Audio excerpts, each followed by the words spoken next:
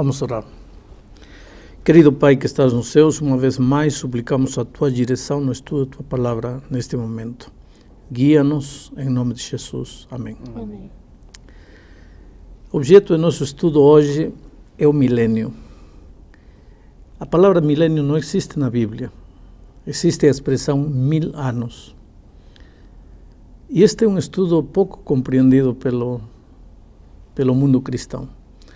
Então vou tentar explicar o que a palavra de Deus diz. Aqui em Apocalipse, capítulo 20, a partir do versículo 1, diz assim: Então vi descer do céu um anjo, tinha na mão a chave do abismo e uma grande corrente. Ele segurou o dragão, a serpente antiga que é o diabo, Satanás, e o prendeu por 1000 anos. Lançou-o no abismo, fechou e pôs sobre ele selos sobre ele, para que não mais enganasse as nações até que se completassem os 1000 anos. No versículo 6 diz: Bem-aventurado e santo é aquele que tem parte na primeira ressurreição. Sobre esses, a segunda morte não tem autoridade. Pelo contrário, serão sacerdotes de Deus e de Cristo e reinarão com ele 1000 anos. Quando, porém, se completarem os 1000 anos, Satanás será solto da sua prisão e sairá a seduzir as nações que há nos 4 cantos da terra, Gog e Magog, a fim de reuni-los para a peleja. O número dessas é como a areia do mar. Marcharão então pela superfície da terra e sitiarão o acampamento dos santos e a cidade querida. Desceu, porém, fogo do céu e os consumiu. O diabo, o sedutor deles, foi lançado para dentro do lago do fogo e enxofre, onde já se encontram não só a besta, como também o falso profeta, e serão atormentados de dia e de noite pelos séculos dos séculos. Vou explicar o que eu li até aqui. Só que antes disso preciso ler também primeiro aos Tessalonicenses 4, versículo 16 e 17, diz: Porquanto o Senhor mesmo, dado a sua palavra de ordem, ouvida a voz do arcanjo e ressoada a trombeta de Deus, descerá dos céus e os mortos em Cristo ressuscitarão primeiro. Depois nós, os vivos, os que ficarmos, seremos arrebatados juntamente com eles entre nuvens para o encontro do Senhor nos ares, e assim estaremos para sempre com o Senhor. Resumindo tudo o que eu li agora.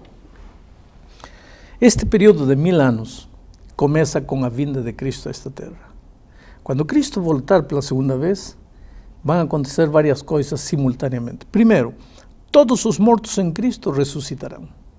Segundo, os vivos que estavam vivos na esperança de Jesus se unirão aos mortos ressuscitados em Cristo e serão arrebatados no ar e irão 1000 anos com o Senhor Jesus.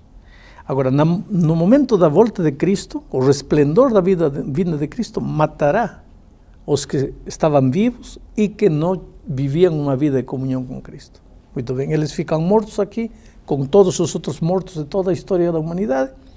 Os mortos ressuscitados, os mortos ressuscitados, mortos em Cristo ressuscitados, com os vivos em Cristo, serão arrebatados, irão 1000 anos. O texto bíblico diz: reinarão com Cristo 1000 anos. Agora, enquanto isso, Satanás fica simbolicamente amarrado, simbolicamente aprisionado nesta terra, não com cordas humanas, mas pelas circunstâncias, preso das circunstâncias, porque não tendo a quem tentar, não tendo gente, este mundo ficará desolado aqui, não tendo a quem tentar, praticamente está preso. Que farão os remidos durante 1000 anos com Cristo? Eles julgarão os santos. Diz aqui o texto de Apocalipse: vi também tronos, e nestes sentaram-se aqueles aos quais foi dada a autoridade de julgar.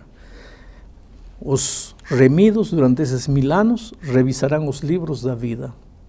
Porque haverá muita gente que lá nos céus nós pensávamos que estariam e não estarão. E gente que nós pensávamos que não estariam e estarão. Então, para tirar qualquer dúvida da mente humana, nós revisaremos os livros e comprovaremos que Deus teve razão em determinar quem se salvava e quem se perdia. Agora, terminado esse período de 1000 anos, a santa cidade e os remidos descem para esta terra, porque nosso lar eterno será aqui na terra. E o texto bíblico diz aqui que Satanás será solto por um pouquinho de tempo. Quer dizer, os mortos desta terra ressuscitarão por um pouquinho de tempo. Aí o diabo pensou, agora sim é minha vez, novamente. Onde tem gente, aí está ele feliz da vida. E reúne todos eles para destruir a santa cidade que vem com os remidos. Mas aí sim, cairá fogo do céu, esse será o verdadeiro inferno. Aí será queimado Satanás e todos seus seguidores e não ficará mais pecado para nunca mais. Não sobrará do pecado nem raiz, nem rama, como diz Malaquias. Pastor, dúvidas? Pergunte. A primeira delas, o senhor falou numa prisão para Satanás, né? Duas perguntas, na verdade. Primeiro, como é que ele vai estar preso? É corrente, é corda, e aonde ele vai ficar preso? Primeira pergunta. E a segunda pergunta é, já que Jesus agora retornou pela segunda vez, por que Satanás já não é destruído?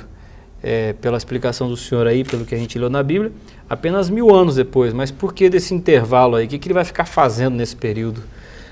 A primeira pergunta, já expliquei na minha introdução. Essa prisão não é literal, é uma prisão simbólica, é uma prisão de circunstâncias. Está preso porque não tem a quem tentar. Isso vai ser aonde? Aqui na terra. Terra mesmo. O texto bíblico diz que ele permanece aqui na terra. Certo. Só que não tem a quem tentar, estão todos mortos. Agora, por que Cristo não acaba com o pecado por ocasião de sua segunda vinda? Pelo texto aqui, porque Deus quer dar oportunidade aos remidos para revisar os livros e ficarem completamente satisfeitos. Sabe por quê? Porque quando terminar os 1000 anos, aí será já o fim definitivo. Não haverá mais dúvida na mente humana. Para que não reste mais dúvida, para que o pecado não se levante por segunda vez, tem que estar tudo esclarecido. E eles precisam desse tempo para comprovar que Deus tinha razão em todas as suas determinações neste tema. Pastor, duas perguntinhas também. O senhor falou na questão de tirar as dúvidas da mente dos salvos, né? No momento em que Jesus voltar, nós vamos ser transformados e seremos perfeitos, não é? Por que ainda haverá dúvidas na nossa cabeça? Eu digo dúvidas, mas em realidade não são dúvidas, é a capacidade de raciocinar, é a capacidade de pensar. Mas fica a possibilidade da dúvida. Se ele não tem um livro para ver, ou não tem uma explicação de parte de Deus, fica a possibilidade da dúvida. E ficando a possibilidade da dúvida, fica a possibilidade do pecado. Mas agora vai haver um fim definitivo para o pecado. Não pode ficar nem raiz nem rama da possibilidade de uma futura dúvida. Pastor, por isso precisa ser esclarecido tudo. A segunda pergunta, nós já estudamos que quando começou o pecado, né, no céu, Lúcifer conseguiu convencer 1/3 dos anjos, não é? Ele levou junto com ele 1/3 dos anjos. Então, quando ele ficar aqui acorrentado na terra, acorrentado como o senhor já explicou, né, pelas circunstâncias de não ter a quem tentar, mas quando ele ficar aqui, ele vai ficar acompanhado desse 1/3 de anjos, não vai? A Bíblia nos diz que sim. E se a Bíblia não diz que sim, eu não quero inventar. Eu suponho que esses anjos todos vão acabar por ocasião da volta de Cristo. Porque são seres, não sei, em realidade eu não tenho resposta bíblica para isso. Eu digo o diabo. Ele não diz o diabo e seus anjos. Suponho que quando se refere ao diabo está falando dos seus anjos também, não sei. Pastor, em Apocalipse 20, versículo 6, fala, bem-aventurado e santo é aquele que tem parte na primeira ressurreição. Essa primeira ressurreição é aquela que o senhor falou da volta de Jesus, não é isso? Claro. Agora, fala numa segunda morte. Como é que funciona exatamente a segunda morte? Que todos vão morrer, ou quase todos vão morrer uma vez, eu entendo. Agora, uma segunda morte, eu não consegui compreender muito bem essa questão da segunda morte. Todos vão morrer duas vezes, ou todos os maus. Os maus, me refiro àqueles que não querem saber nada com Cristo. Morrem a morte desta vida, mas quando terminar o milênio e Satanás for solto por um pouquinho de tempo, todos os que ficaram na terra ressuscitarão. e voltarão a morrer quando o fogo cair. Essa será a segunda morte. Então, todo aquele que não quer saber nada com Cristo, prepare-se para morrer nesta terra e prepare-se para morrer a morte futura, porque vai voltar a ressuscitar no fim do milênio. O senhor até usou uma expressão, não sei se é essa aqui, então o tal do inferno, como se diz, de queimar, de acabar com tudo, de terminar com o mal, então ele não vai acontecer na segunda volta de Cristo. É isso? Que momento exato seria esse inferno de queimar tudo e terminar tudo? De acordo com o que acabo de ler, o fogo vai cair para destruir a terra depois do milênio, no fim do milênio. Por ocasião da volta de Cristo haverá muito cataclismo aqui, será a natureza mesmo vai gemer aqui, o mar vai sair, vai acontecer miséria na hora da volta de Cristo, porque a própria natureza contaminada pelo pecado não vai resistir à presença de Cristo nesta terra. E antes disso, muita gente que não quis saber nada com Cristo morrerá e tudo, mas o fogo do inferno a que a Bíblia se refere acontecerá somente no fim do milênio. Existe a possibilidade desse milênio, biblicamente, ter uma outra explicação? O retorno do povo de Israel, de repente, para reinar em todo o mundo, de repente, ser o período de reconstrução da terra pelos salvos. A Bíblia dá algum local para eu entender dessa forma? Eu não encontro. Na minha Bíblia não encontro nada que diga... Na minha Bíblia, que suponho que é a Bíblia de vocês e a Bíblia de todo mundo, tudo que se fala sobre milênio está aqui em Apocalipse 20 e isso que acabo de ler. Fora disso não tem nada. Pastor, e esse período de 1000 anos, lógico, ele foi estabelecido, foi determinado por Deus, mas para nós que vivemos uma média de 80 anos, para ser bem otimista, 1000 anos é muito tempo, não é? Para que tanto? Pergunta a Deus. O que para nós é muito, temos que nos ir acostumando. Se você quer vida eterna, terá que ir se acostumando em matéria de não limites, porque a eternidade não tem limites. Hoje, você com seus 80 anos de possibilidade de vida, talvez, para que tanto? A eternidade de 80 anos não é a partícula de um segundo. Pastor, para que fique muito fixo na minha mente essa questão do milênio, porque são vários detalhes, né? Quase um quebra-cabeça, de forma bem rápida. Os salvos, no milênio, estarão aonde, então? Com Cristo nos céus, reinando durante 1000 anos. E aproveitando o tempo para revisar os livros. Os ímpios? Estarão mortos nesta terra definitivamente. E Satanás?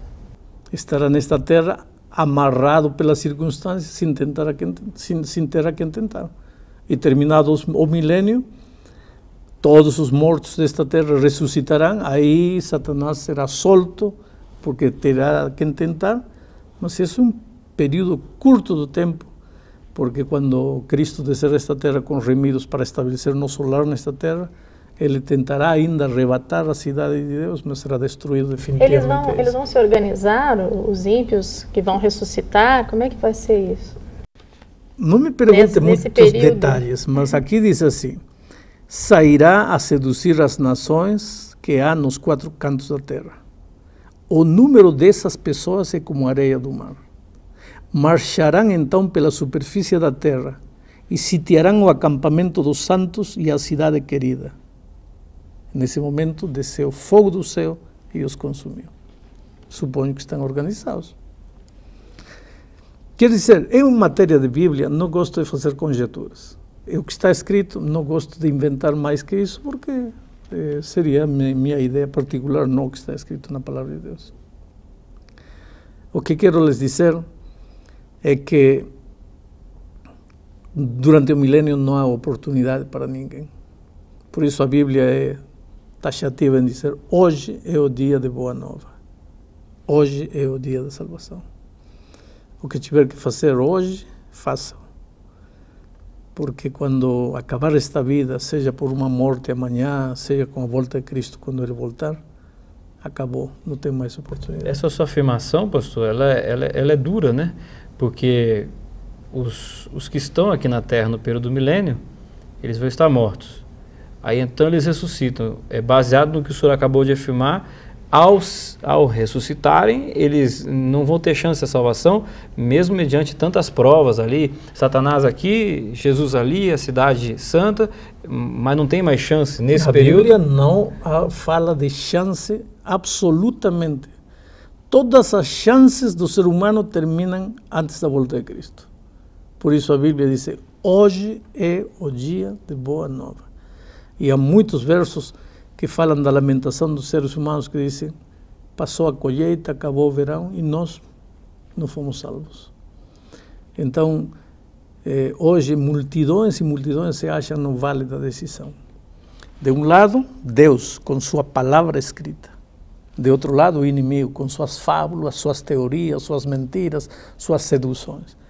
Pena que o ser humano corre atrás das seduções do inimigo, mas não corre atrás da palavra de Deus. Por exemplo, está de moda ler o Código da Vinci, o Código da Vinci, gente que nunca abriu a palavra de Deus para ver o que dizem os evangelhos, está aí, o Código da Vinci, as dúvidas do Código da Vinci. Por que não lê o que o evangelho diz? O Código da Vinci é uma novela inventada pela imaginação criativa de um escritor. Agora, a Bíblia é realidade escrita por Deus. Ninguém corre na realidade, corre atrás da fantasia e toma a fantasia como certo. E a realidade toma como fantasia. Quer dizer, o ser humano está tudo de cabeça para baixo.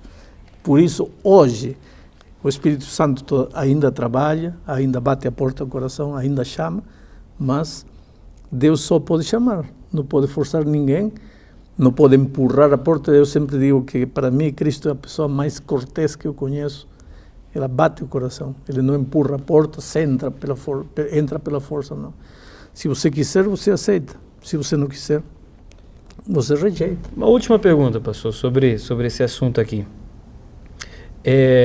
Com o fogo, e então Satanás será consumido, juntamente com aqueles que o seguiram, qual a possibilidade do mal renascer?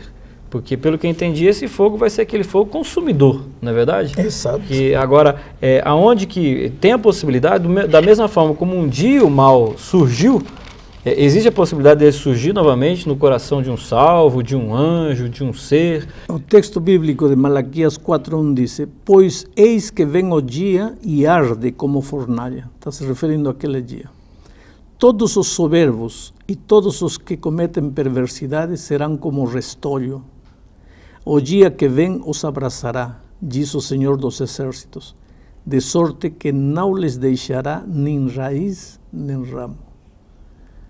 O mal não se levantará pela segunda vez. Jesus vem a colocar um ponto final na história do pecado. Tudo que os seres de outros mundos tinham que ver, já viram. Tudo que nós tínhamos que sofrer, já sofremos. Já não há por que esperar mais, já não há por que duvidar. Agora sim, inclusive as últimas dúvidas de que quem se salvou, por que não se salvou, estão elucidadas. Agora já não existe a possibilidade mínima de que o pecado se levante por segunda vez. Por isso quero terminar apelando a teu coração. Não sei há quanto tempo você está estudando a Bíblia, não sei há quanto tempo você está conhecendo as verdades divinas. Talvez muitas destas ideias bíblicas vão de encontro àquilo que você pensava. Muitas vezes você treme diante de algumas verdades. Muitas vezes é fácil até aceitar com a cabeça, mas difícil é praticar. Mas eu te digo uma coisa, hoje é tua grande oportunidade. Aceitar a Cristo é aceitar sua palavra. E aceitar sua palavra é aceitar não somente a salvação quando Ele voltar, senão a felicidade nesta terra. Porque uma coisa é viver sozinho, tentar sozinho, e outra coisa é viver com Cristo e dar cada passo na certeza de que está sendo guiado pelo Espírito Santo, o Espírito de vitória. Que Deus te abençoe ricamente.